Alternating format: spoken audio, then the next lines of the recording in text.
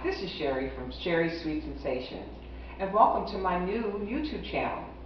Today we're going to be making a great dessert. It is called a Pecan Tart, and this is a recipe that actually could be used during the holiday season. I think it's best during the holiday season around Thanksgiving and Christmas. It's very simple, and I know you'll enjoy it. Okay, I'm back, and here are the ingredients that you're going to need to make this amazing pecan tart that your family is going to ask you to make over and over and over again. So you're going to need, for your crust, you're going to need 1 stick of butter. I chose to use unsalted. And then you're going to have 3 ounces of cream cheese and 1 cup of all-purpose flour, and this is going to make up your crust. Then you're going to need the filling, which is amazing. You're going to need 2 eggs, 1 cup of packed brown sugar, and then you're going to need some vanilla, about a teaspoon. Then you're going to need a pan to make your tarts in. I'm using a mini muffin pan, but you can also use a tart pan, which will give you that beautiful crimped edge around the entire crust. But today we're going to use a mini muffin pan, which is probably what everyone has in their kitchen. So without further ado, let's go ahead and get this show on the road and make these pecan tarts. So here we go. We are going to take our cream cheese, and we're going to put that in the bowl. And then we're going to take our softened butter, which is at room temperature, and we are going to put that in the bowl as well. So we're going to take that and we're going to put that into the bowl as well. And then we're going to take our flour and we're going to add it into the bowl as well.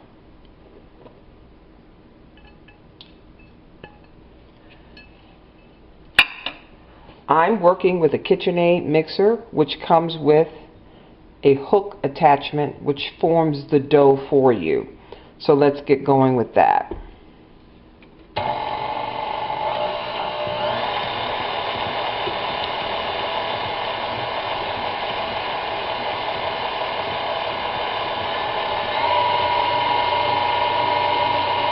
You start out on medium and slightly increase it as you go.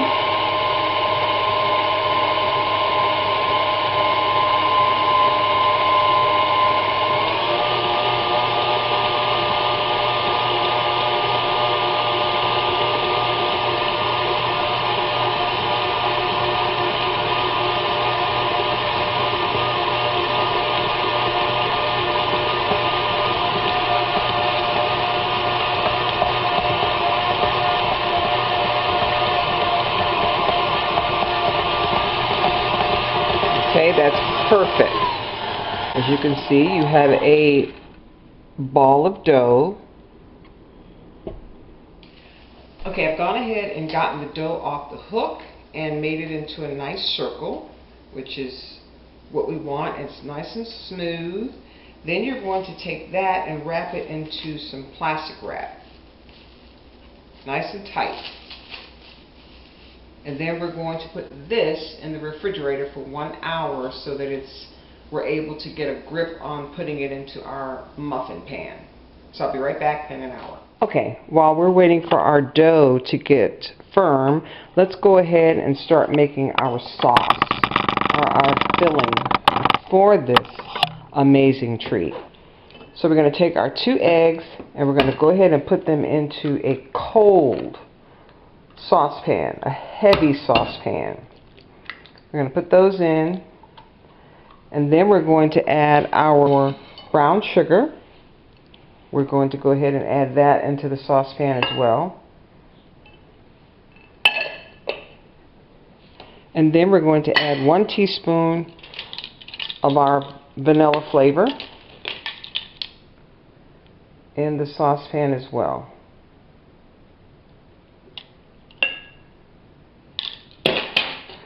Now the reason I am putting this in a cold saucepan is because you don't want to cook your eggs. You want to let them come up to a boil and they won't be cooked. So we're going to get this combined, and then once this is combined, like so, where your egg yolks have already, been taken apart, they're not whole. Now we can increase our temperature on the stove. And this way you prevent your eggs from cooking. So we're going to go ahead and let this combine. We're not trying to get it to bubble. We're just trying to get it to come together and where it's warm. And then by that time, our crust will be ready to be placed into the mini muffin pans, and we'll get started on the next step. Be right back. Okay, I'm back, and now our dough has firmed up. It's been an hour, and I've gone ahead and did one for you to show you how your crust is going to look in the pan. And here it is. And all we did was take 1 tablespoon, 1 round tablespoon out of your dough as such, like so. That's a little heaping, but right there. And then you're going to take that out.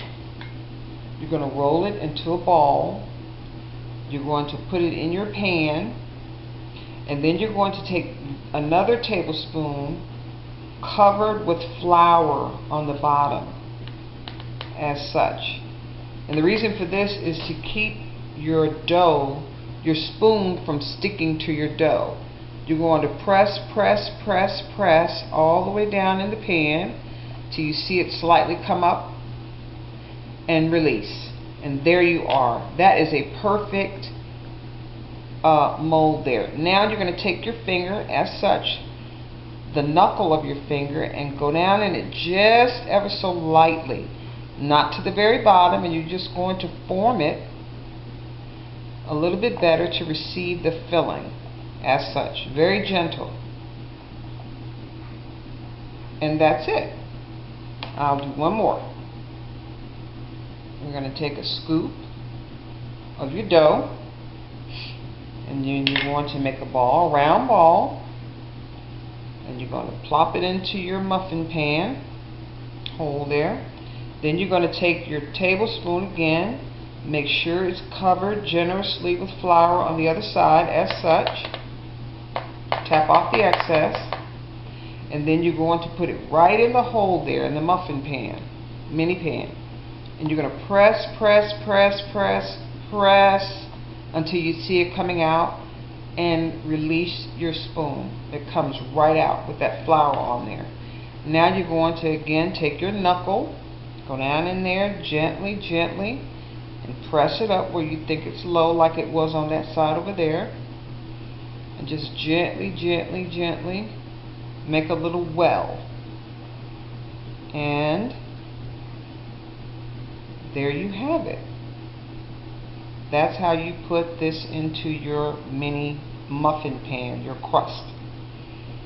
And now I'm going to go away and finish this up, and we're going to come back and talk about our filling. Okay, I'm back, and here we are with our filling. And remember what I was telling you about not cooking the eggs. Here's what it looks like when the eggs are cooked. You see those little pieces of eggs in there? Like this piece right here? If you cook that too long, that's what you get. And you don't want that. So if it happens, and it will, as you can see, mine did it, and I'm the one who's doing the video. It's okay. All is not lost. Just put it through a strainer and keep it moving. So once you've gotten all of your deliciousness in this bowl, you are going to discard your strainer into the sink. And now it's time to put our filling in to our crust. And you're just going to take a spoon. Now you're not going to fill this all the way up. You're going to fill it like 3/4 of the way, as so. This way it'll prevent it from running over and spilling over onto the top of your crust. So you just want to gently put that in, and as such. And I forgot to mention at the beginning of the video, pecans. Hello, we're making pecan tarts, the star of the show. So again, we're going to continue putting this in as such. And we are going to then add our pecan on the top of each and every one. Now you're going to use pecan halves, not the chopped pecans. And you're just going to drop them right on the top. Right on the top of each tart, as such. There you go. And I like to, I'm OCD, I like the ones that are not broken. However, you can use the broken as that one. Doesn't matter, because when they all go down, good. So again, I'm going to go away and finish up the rest of these, and then we're going to put them in the oven. Okay, our oven has reached 350 degrees, and I'm going to go ahead and place that in there and close it up real tight, and we'll be back in 20 minutes when they're done. Okay, everyone, our tarts are done, and they look absolutely amazing. And you can see this one right here. Looks like someone has eaten off that one. That would be me. I couldn't wait. So anyway, we've allowed them to cool completely, and as you can see, they are absolutely gorgeous. But what I really want you to see is this amazing crust. And you'll see here, there are a couple of them that kind of bubbled over because I put a little bit too much in the pan, in the crust. Well, so just be very careful of that. It's just like you do when you're making cupcakes. You want to make sure that you don't put too much filling in the crust. So, but if that happens, I mean, I like the crust. I mean, it doesn't bother me, but I just want to make you aware of what can happen when you do that. And that's a little bit of what happens when you do that. But it still looks absolutely gorgeous. And let's take this one. Let's try this one. And you see they pop right out of the pan. And look at that crust. That is absolutely gorgeous. That is new money right there. So that's your pecan tarts, and we're going to place it on our tray for our guests that we're having for Thanksgiving and Christmas. And you're going to do that with each and every one of them. It pops right out. If not, just get your little knife, get that off, and go ahead and put that on your tray as well. There you go. And continue putting them on their tray. And I promise you, your guests will devour them. I hope you enjoyed the making of these pecan tarts, because they are, again, as I said earlier, a family favorite. It's been in my family for over 70 years, and every time I make them, it makes me think of Mom Beulah. And she was a very special lady, and she loved to bake for everybody. So I hope that you will come back again and watch another one of my future YouTube videos. And thank you to Miss Chris of Chris Cooks for You Too. She is an amazing cook, and if you haven't seen her, you need to go to her channel right now. She is an amazing southern old school cook, and I consider myself an old school baker as well. I hope that if you like this video, you will hit the like button, and that you'll subscribe and turn on your notifications to see another one of my wonderful videos of making dessert treats that you and your family will love. And also, if you want to see a little bit more of what I do, you can go and see my Instagram page at Sherry's Sweet Sensations, and that's with a Z at the end, on Instagram. Until next time, be sweet.